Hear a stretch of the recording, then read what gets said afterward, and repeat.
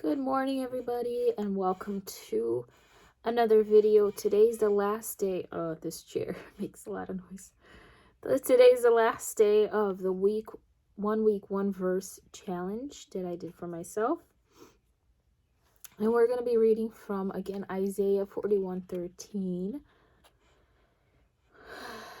And so, sorry, my arm still hurts a lot.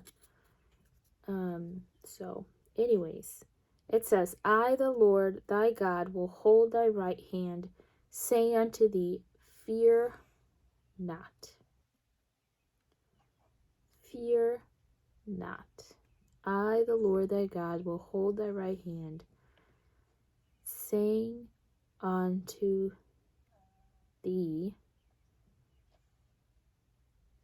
fear not. Here is the thing.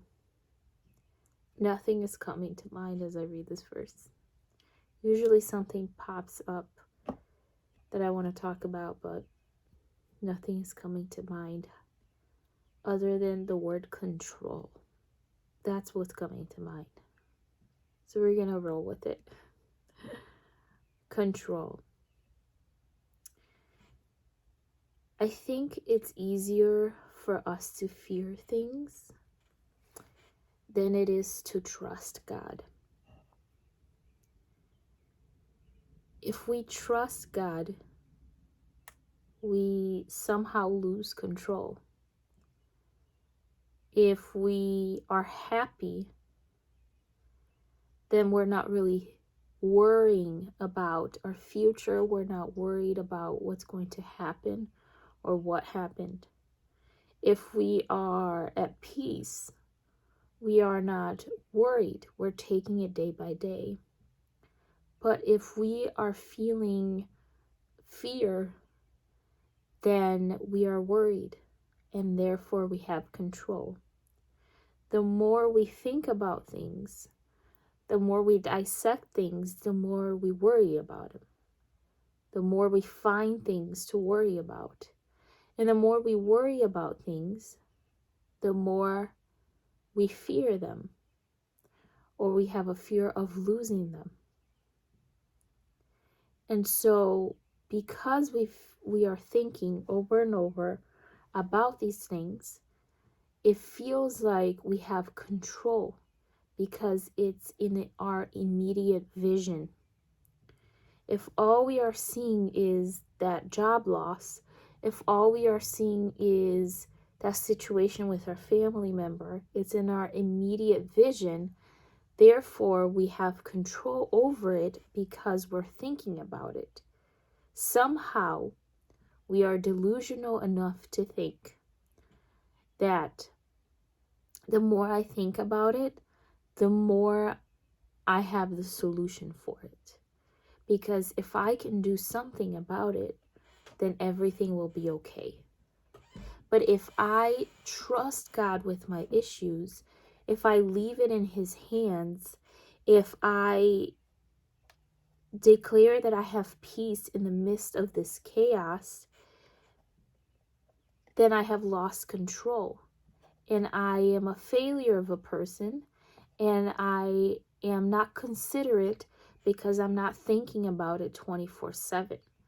If my family member is sick, if I'm not calling them 24/7, if I'm not thinking about their situation 24/7, what in the world can I do to cure them? Then I must be inconsiderate because I'm not thinking about them. I must be a cold-hearted person if I am not thinking of my job loss, of other people's situations, of a plethora of things that could happen to me or to other people. I must be antisocial. I must be a cold-hearted person. I must, be dumb because I'm not thinking about those things that have such a huge impact in my life and have such a huge impact in other people's lives, because I'm not thinking about those things. When in reality, the more you think about things, the more you worry about things, the less control you have. You don't have more control.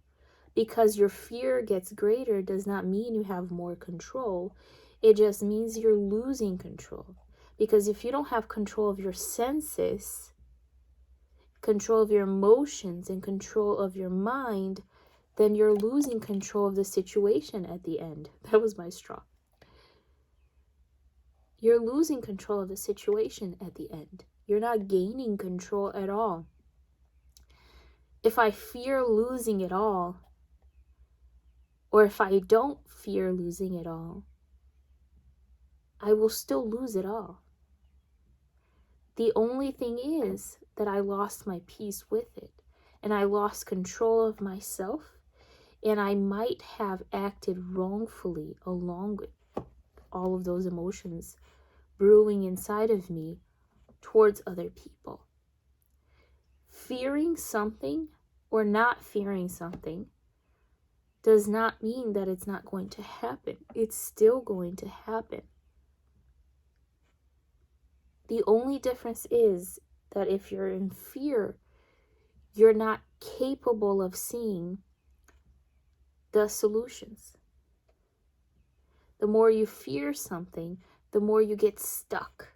You get stuck in your past, you get stuck in your current situation, and you're not able to see clearly in the future the solutions or what to do in the moment to make the hit a little bit better. The Word of God says in Psalm 46:10, "Be still and know that I am God." When we are still, we are not just sitting there, not breathing, not moving, not anything. When we are still working, we are still going to school, we are still being moms and dads, and we're still being spouses, and we're still doing all the things that we do every day. But our hearts and our minds are quiet. They're at peace. They know that something's going to happen. We have complete knowledge of things that are going to happen. We have complete knowledge of how negative things are or positive things are. But regardless of that, we are at peace because we know that at the end of the day, the one who gave us that job is also the one that is allowing it to go away. The one who gave us the family is also the one right now taking care of it. We know that God has complete control of everything that we have. So we are still. We know that if we fear, we lose control. We know that if we start trying to worry about it, we don't have the solution. But we know where the solution lies. See, if we grab with our right hand His hand, we are connected to the one who has the solution. And we are then able to pass all that worry and all that fear to Him and let Him take care of the rest. It doesn't mean that you're not going to pray for the situation. It doesn't mean that you're not going to help, but you're not going to lose sleep either. You're not going to bite your nails over it either. Because you know that at the end of the day, the one who gives and takes away, the one who helps, the one who consoles, the one who strengthens is God and God alone. We cannot do this by ourselves. We need Him. But somehow we think that when we take matters into our own hands, when we're worried, when we're losing sleep, that's going to solve the situation. It's just going to make you more tired. That's all it's going to do. And so when the word says, "I, the Lord thy God, will hold thy right hand, saying unto thee, fear not," I feel like he's coming into a situation where a person is completely lost it. You know those situations where sometimes it's usually like if a family member is really sick or in the hospital, you know, something dire is happening and you're really worried. I mean, you're really saying, God, I don't know how I'm going to do this. And you're crying. I've had moments like that. It's human nature, it's normal. But it's in those moments when we have let fear seep through our veins, when we have let worry take control over our facets, when we somehow took our eyes off of him and we started walking by ourselves, we let go of his hand, we started walking by ourselves, and we started looking at the situation, and it's way too overwhelming for us to deal with, because what if I do lose this person? That's too much for me to handle. But the thing is, our God is big. He's strong and he's mighty. There's nothing our God cannot do. And we have to believe what we preach and believe what we read. So the situation may be overwhelming for you right now as a human being, and you might not see the solution, but our God is bigger than that situation. He is the solution. So we need to go back in our steps and hold on to his hand and listen to his voice and his guidance. And instead of fearing that situation, we need to be still and know that he is still God and he has full control. If God could open a sea for thousands of people to pass by, he can open a door for you right now. If God could do the things that he has done in the Bible and in your own life, over and over again, helping you, what can't he do? Why can't he act in your life right now? Why was he big enough and strong enough to do it then, but he's not big enough and strong enough to do it now? Were you able to solve your situation by yourself? I didn't think so.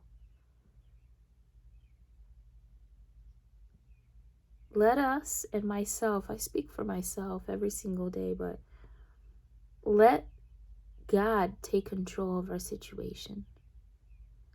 And while we are still scared and while we are still afraid, hold on to his hand and tell our souls to be quiet and tell our souls to be still and know that he is God. Hope you enjoyed this week's verse of the day, every day, the same verse. Let me know down below what you thought, if God spoke to you. Maybe you saw this verse a little bit differently than I did this week. Let me know. I would love to know your opinion. Thank you so much for watching and for being with me all of this week. And I will see you next week. Bye-bye. God bless you.